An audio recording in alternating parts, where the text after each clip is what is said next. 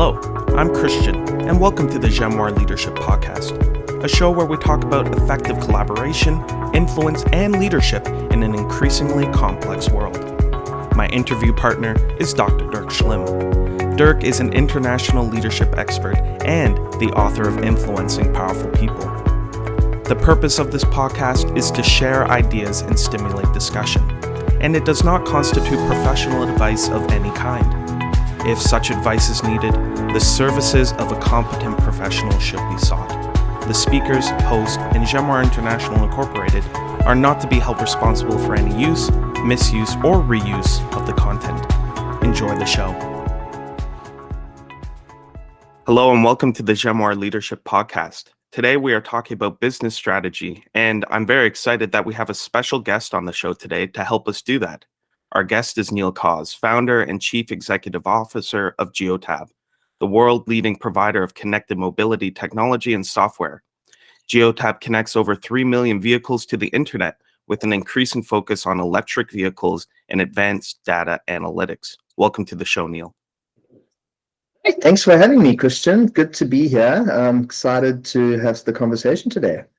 Wonderful. We're very excited. So, Neil, before we dive into our topic, and again, we're very excited, could you please tell us a bit about yourself and Geotab? And since we're on the topic of strategy, can you tell us how data has changed and continues to change modern business?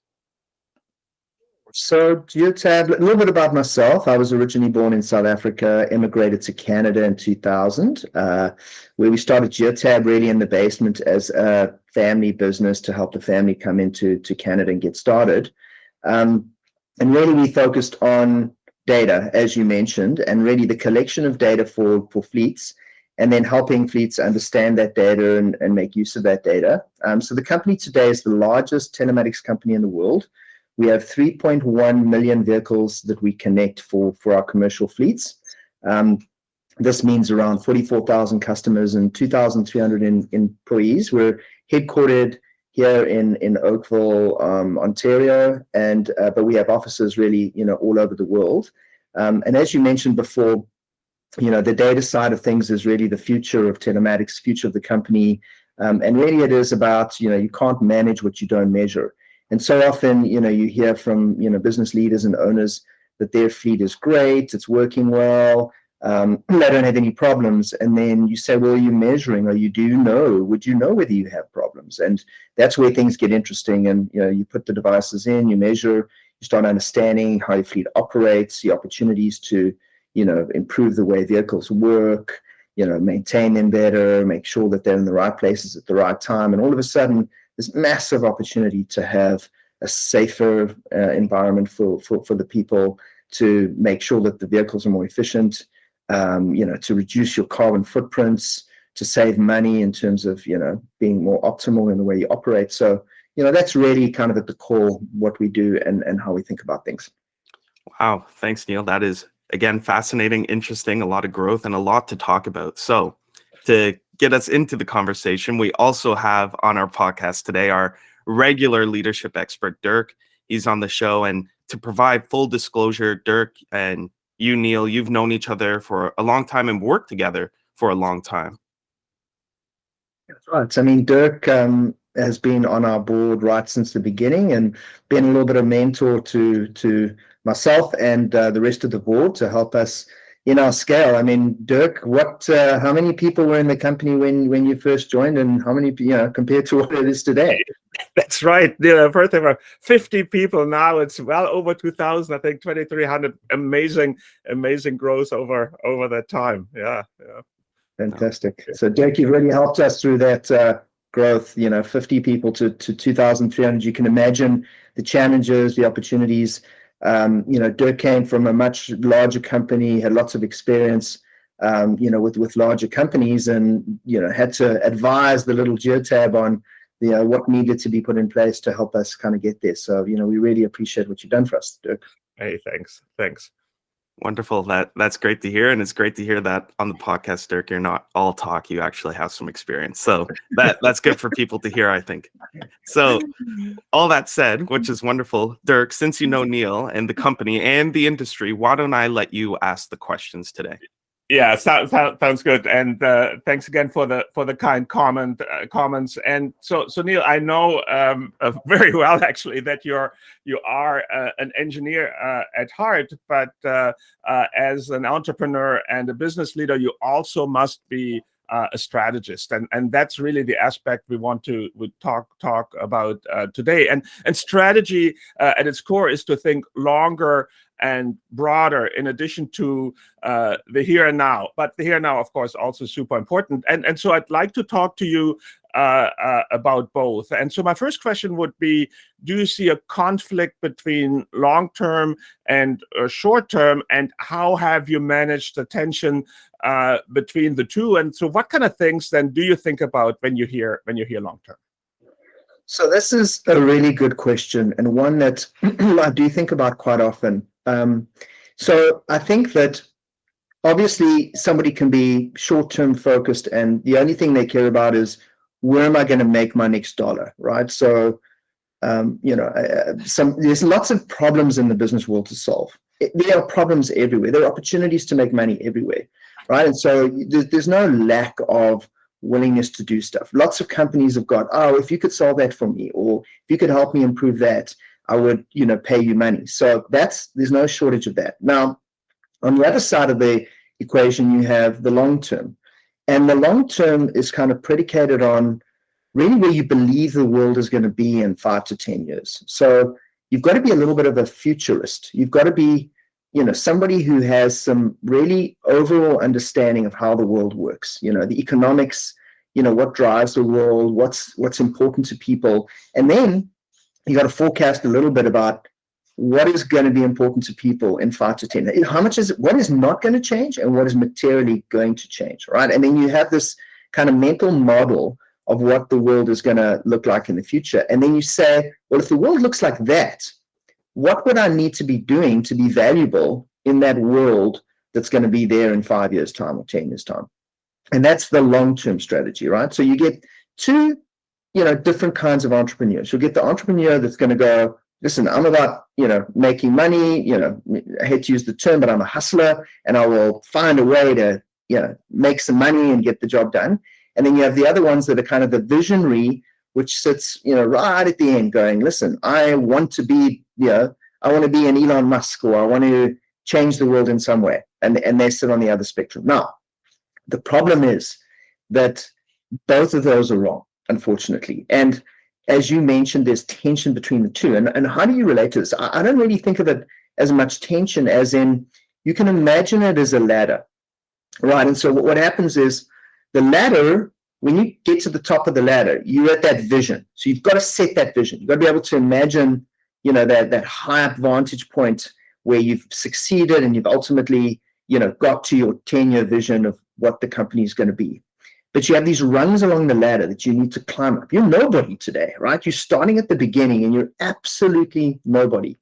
And these rungs allow you to kind of climb up this ladder kind of step by step.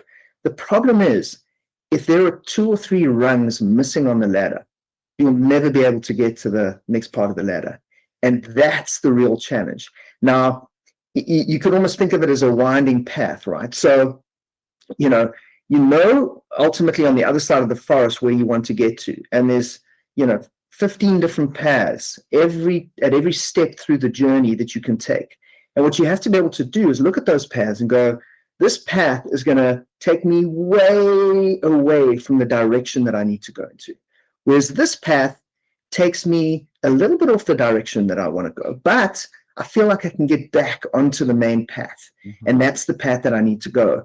And because the main route is blocked. And I think that's the way that I look at it, is especially in the beginning, unfortunately, you don't have a lot of leeway to say, I'm sorry, I'm not accepting that business because it really is too far from what my ultimate goal of taking the company is. You don't have that luxury. You need to pay salaries, and we're starting this business. So especially right in the beginning, you got to do what you got to do to survive.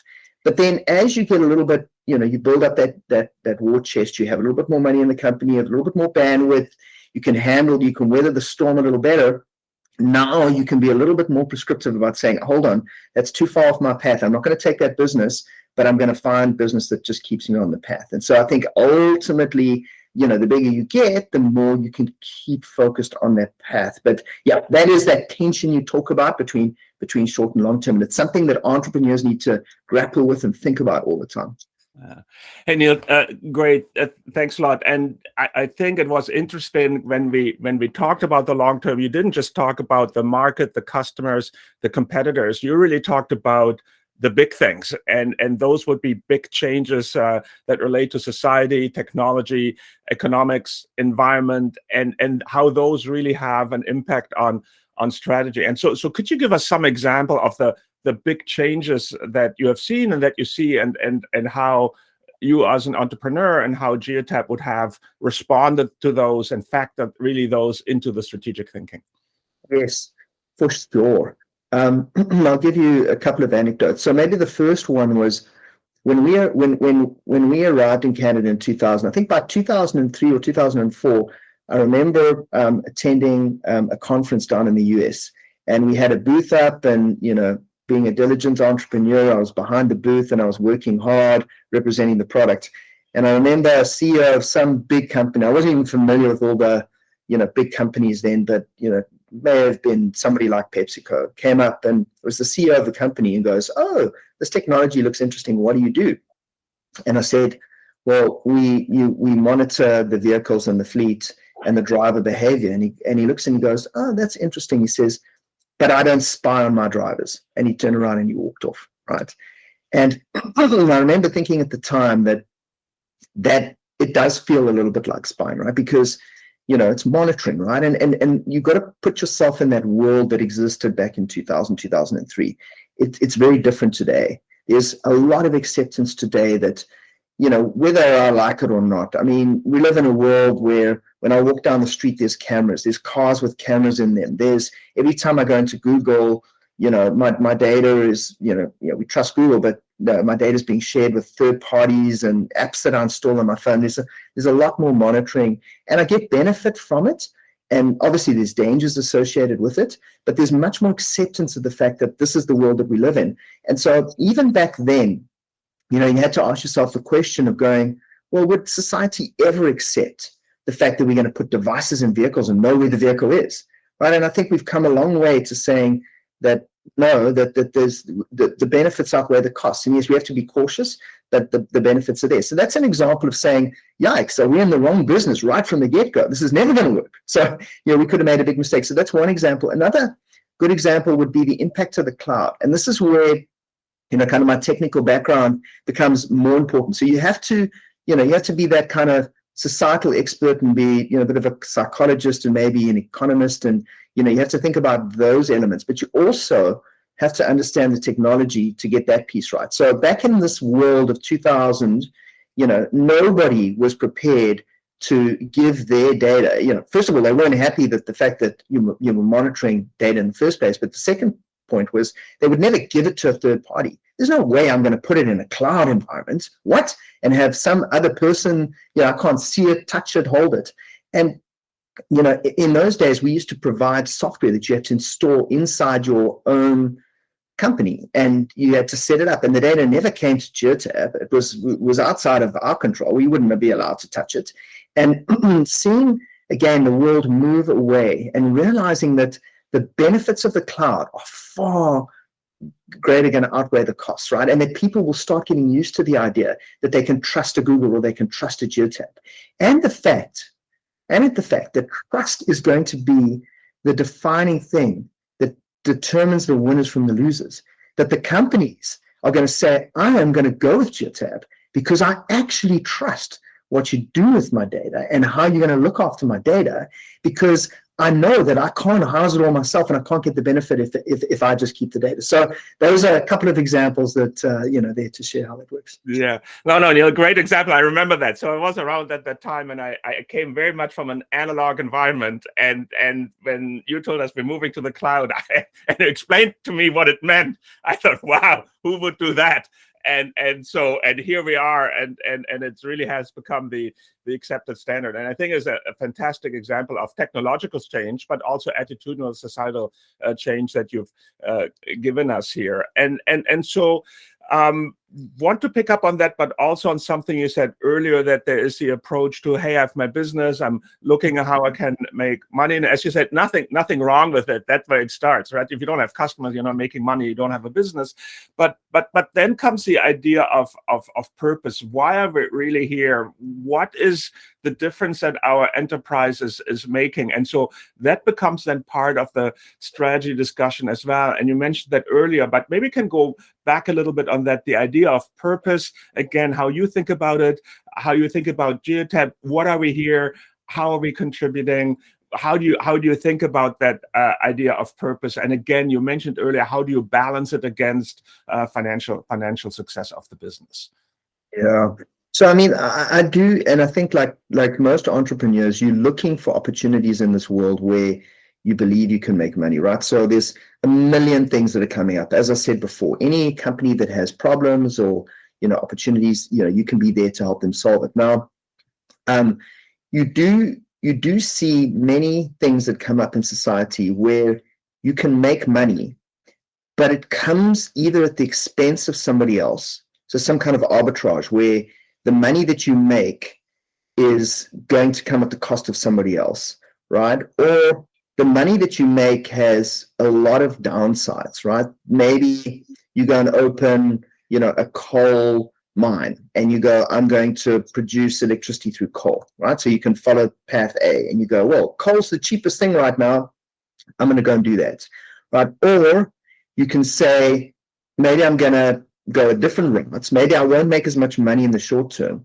but I fundamentally believe that there is an existential threat around climate, so I'm going to focus more on green energy, and I'm going to look at alternative ways of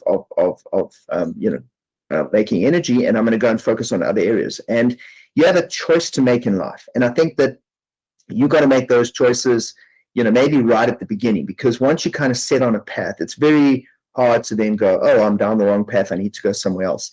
And right in the beginning, I think that we have always had a passion around what telematics can do. So you've got a little bit of negative on the one hand, which is, that spying that we talked about in the beginning, right? Which was, but then you look through it and you go, ultimately, you can't manage what you don't measure. And if I can save some lives because we can help people drive more safely, or we can help companies save money because we can make them more efficient, and everybody wins because the driver's not caught in traffic, or he's not going on a silly route that takes him all over the country instead of the most efficient route to get from A to B to C, right? Or we can help, most importantly now, the world take their fleet of vehicles and become more green by electrifying their fleets and showing them which vehicles can be electrified and which ones can't be electrified.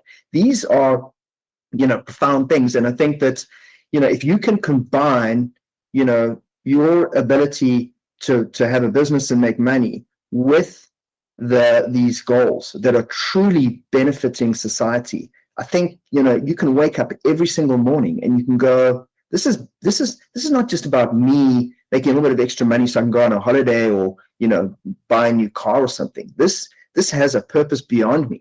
And this is what drives me. I always say this point when you kind of sit and one day, you're in your bed, hopefully it's your own bed at home and not a hospital bed or something, and this is probably the end, right? And you're coming to the end.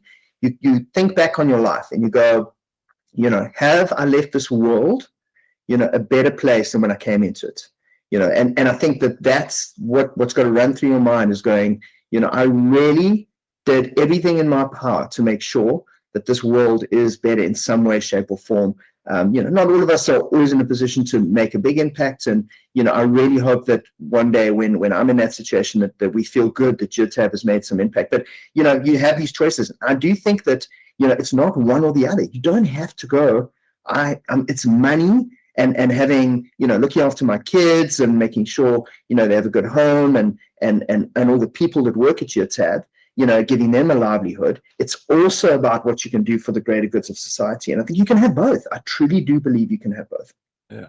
And that's good and interesting. And thanks for sharing a little bit of a, if you will, philosophical view of business or your personal philosophy on business. And let's take it from there, though, a little bit into the trenches also, because business is tough. We have competitors. We have people who as you're saying, have maybe a very competitive view of business. We're competing for the same customers, and so even though we have the grand purpose, we also have that dynamic going on. And if we relate that to strategy, there are really two schools, or too many different schools of thought on strategy, but two I want to just pick out here. And one of them is really that emphasizes the core capabilities of the firm, competitive differentiation, and gaining an advantage over other industry players. And the other one acknowledges the reality of competition, but is more focused on collaboration and how different industry players can work together to make the pie bigger, so to speak, before thinking about how do we divide and fight over pieces of the pie. And again, I think both have their place. And I personally have worked in both environments, one much more competitive, the other one much more collaborative, both equally successful, by the way, in industry leading firms. But which one would be more in line with your thinking if you think about those two bookends again, collaboration and competition? Yeah, that's a good question. I think, again, it's a little bit of a compromise. There's a little bit of a middle spot that you have to find yourself. So, I am a sportsman, and I understand, getting on a sports field and competing hard and really working. I also understand, team sports, where you have a bunch of people together and you have to, work, hand in glove, and, success of the team is what this is about, not the success of the individual. So, you can kind of think about those as kind of, mirrors of what we talked about here.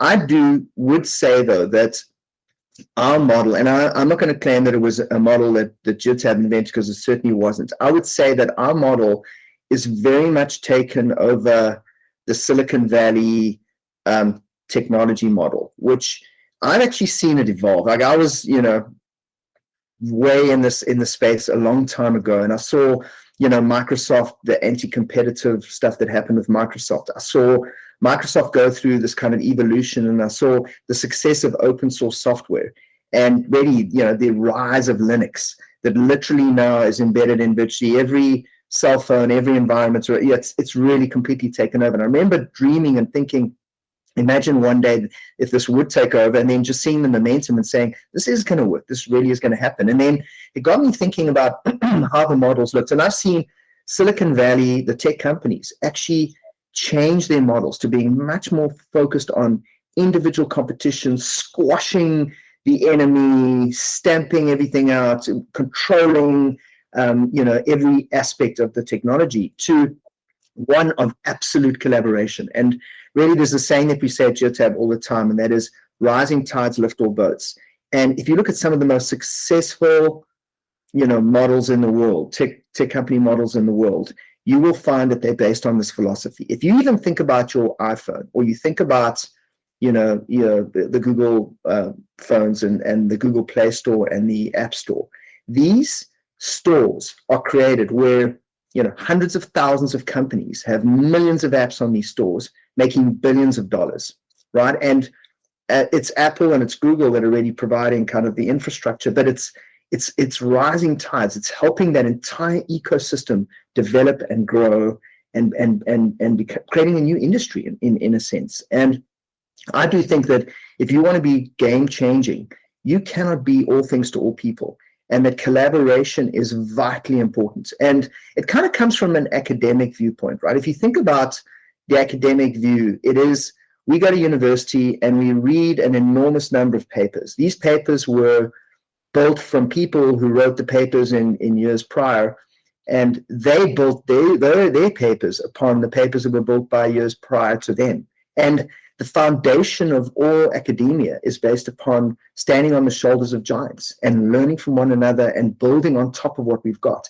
And I fundamentally think that is something that needs to be in place for business. And that's why, as part of our philosophy, listen, you have to be accountable. You have to be competitive, and you have to want to win. Like, there's no excuse for that, right?